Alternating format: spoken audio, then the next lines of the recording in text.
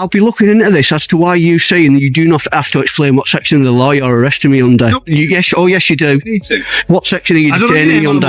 Right. Welcome back to Justice Police, the channel where official misconduct is exposed, legal encounters are broken down, individual rights are defended, and accountability is demanded every single time.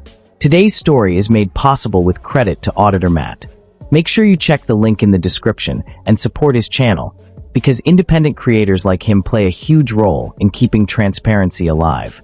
In this episode, Matt is standing outside Darlington Police Station, calmly taking a few photographs of clearly marked police vehicles for his online blog. Nothing hidden, nothing suspicious, just public photography in a public place.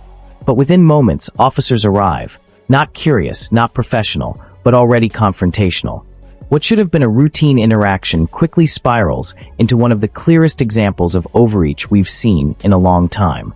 Officers immediately demand his personal details, show no interest in hearing an explanation, and escalate the situation without cause. No attempt to communicate. No effort to de-escalate. No willingness to listen.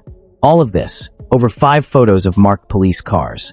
Matt keeps his camera rolling, calmly documents every word, and contacts his legal team as the situation continues to deteriorate. And this time, the story doesn't end with everyone walking away. It doesn't disappear quietly. It follows the officers all the way into a courtroom. Because you shouldn't be taking pictures into a police yard with private motor cars. What are you on about? There's private motor cars in this yard. I'm not taking pictures of them. With the current terror threat cited it's severe, right? How do we know that you're taking? Are you filming me now? Yeah, I'm just doing like a documentary, that's all. Right. It's just for YouTube. Right. Why are you filming? Why?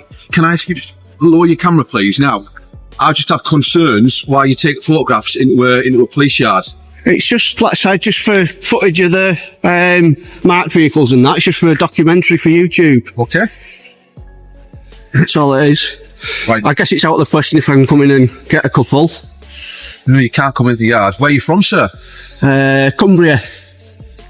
Liz, it's Dave. Can you get the inspector to send an officer out straight away, please? Thank you. Opening with the terror threat level is often just a lazy shortcut, a way to manufacture fear that the numbers don't actually support.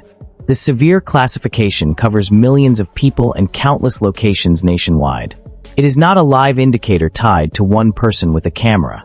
Most terrorism-related arrests and convictions come from intelligence-led investigations, not random encounters with photographers on public streets. Matt provides a straightforward explanation, clearly documenting his actions for his YouTube channel. Instead of narrowing the situation or listening, the officer calls in more units, escalating unnecessarily. When the natural response to a clear explanation is to stack more officers rather than ask questions or set boundaries, it reveals the truth. The decision to escalate was already made long before any conversation took place. So, you shouldn't be taking photographs into a private yard, sir. Okay? Why? Because there are private motor cars. There's private motor cars everywhere. Yeah, there are private motor cars, but it's a police yard, all right? And as I said, the current terror threat, I'm sure you're aware, for the UK is cited, it's severe. I know, but I don't know who you are. You could be anybody, couldn't you? It's like I would check anybody's identity. Yeah. Just step to one side, sir. It's like I would check anybody's identity who would come into a police station. There would have to be a supervised visit or an unsupervised visit, or you'd have to have some sort of identification. Right. All right? So you're worried about a terrorist attack on a private vehicle? No, I'm worried about... Hang on, you got no mask on. Whoa. You got no mask on, dude. I'm worried about a threat. Yeah. All right? I've not approached you, though, have I? All right. So yeah. I am concerned, yes. All right? Yeah, I've explained what I'm doing. All right. Subby, this gentleman here has been observed on camera taking photographs through the barrier into the police yard. I'm just doing a documentary on YouTube. Just wanted to get some shots of the marked vehicles. I was hoping to get one coming out or something. Why exactly? Just for like some footage for YouTube. The officer tries to frame it as private motor cars in a private yard, implying that just because cars are behind a fence, they somehow can't be photographed. Matt shuts that down immediately. Private cars exist everywhere. If their mere presence prevented photography, every street in the country would be off limits. Then the officer pivots to the idea of a police yard, which reveals the real issue. We don't like being filmed. Matt is standing on a public pavement, taking pictures of what he can legally see. The boundary of a yard does not extend powers onto the sidewalk, and police presence does not create a privacy bubble. So what we're going to require to do, sir, is we're going to have to take some of your details, all right? Don't give me details, mate. It's just not personal. I just don't give me details out to people. Okay, well, you've been taking photographs into the police yard. You've already admitted you've been taking photographs of vehicles in the yard, quite a lot of which are private motor No, vehicles. I've only been. I've told you. We are going to. Can you let me tell you? We are going to have to satisfy. You are saying that you have been taking pictures of private vehicles. I've been taking pictures of the marked cars. That's what I admitted to. Okay, well, we don't know what's on that camera at this moment in time. All right. Right. Okay. What I'm going to do is I'm going to step back now because there's another supervisor here. A supervisor, great, good stuff. And I'm actually the custody sergeant, so I could be the person that's dealing with you next in the custody block. All right. So I'm going. There's nothing to deal with. I've done nothing wrong. I've explained what I'm doing. The officer will ascertain that. All right, sir. Sorry, what's your name again? It's like I say, don't give me details. Can you stop surrounding me, please? The officer suddenly claims Matt is photographing private cars, as if that somehow justifies demanding his personal details. But Matt shuts that down immediately, sticking to the facts. He's photographing marked police vehicles, nothing else. That distinction isn't minor. It destroys the officer's entire premise. Then comes the giveaway phrase, "We need to satisfy ourselves." That isn't law. That's comfort. Officers cannot collect personal details just to reassure themselves when nothing illegal has occurred. Once Matt corrects the record, there's nothing left to justify the demand. No offense, no ambiguity, no risk. Oh, how can we talk to them? Right, I've just explained myself. I'll explain again. I'm just doing a documentary for YouTube. Yeah. And I just wanted to get some pictures and maybe some footage of one of the vehicles coming out of marked car. That's all it is. Regarding, obviously you got to understand there's a lot of personal vehicles. Oh yeah, I'm not trying to get them. Well, we don't know that, do we? You understand our point of view? We don't know what vehicles you've got. Oh yeah, what you've got on camera and what's been recorded. You get our view on that? But what's it matter even if they were in it? Because obviously if this is going on YouTube like documentary, it gets shared, doesn't it? Yeah. Which is a lot of the officers' details, vehicles.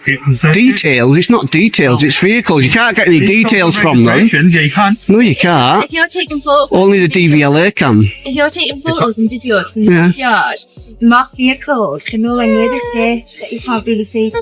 So all of these vehicles are all plain and possibly personal vehicles. What about Google Maps? You can go on Google Maps and I can see straight in there on Google Maps. When Matt asks what the problem would even be if private cars appear in the video, the officer doesn't mention risk, harm, or any broken rule. He goes straight to reach. It will be online. It will be shared. People will see it. The concern isn't the filming. It's that the filming won't stay contained. Then comes the slip about officers' details. And that's where it falls apart. Matt catches it instantly and shuts it down with basic logic. A vehicle isn't a person. A number plate isn't personal information. You cannot pull identities from parked cars. Only the DVLA can. That correction matters. It exposes that the officer isn't relying on fact. He's stretching language to make something harmless sound dangerous. Yeah, it's like I say, I'm not doing anything wrong. I've not broken any laws or anything. I've just I've explained exactly what I'm doing. So what our view is, which is one thing that we've got to understand is, What's your name, sir? I don't give me details, mate. It's not personal. I just don't do it. Right, okay. I'm gonna At the minute, obviously, we don't know who you are. Yeah. You've got a mobile phone that you're putting through into It's really not a problem. of the police station. It's not. It is a problem. It isn't. The reason it's a problem is because obviously at the moment, the terror threat is at the highest level it can be, all right? So we need to know who you are, okay? Because we need to know why you are filming. I've just told you I'm doing a documentary for YouTube. we don't know that. If that's true. We don't know that.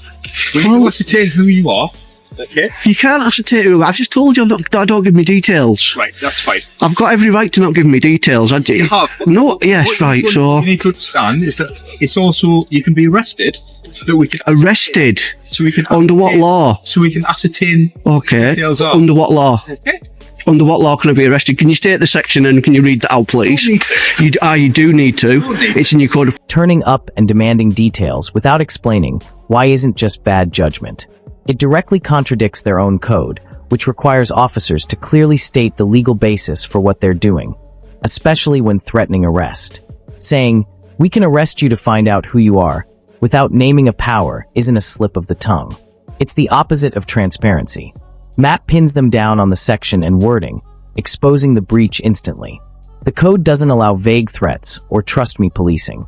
Officers are expected to explain their powers when asked, not stonewall with, we don't need to. Looking into this as to why you saying you do not have to explain what section of the law you're arresting me under. Yes, oh yes you do. Don't need to.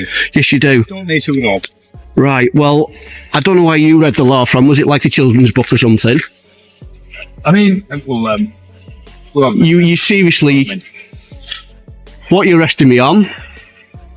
can you move away while I talk to my colleague, please? No, I've got every right to film. Thank you. I've got every right to film. Right. Can you keep your distance? Well, you keep your distance from them, alright? I will not get within 2 metres.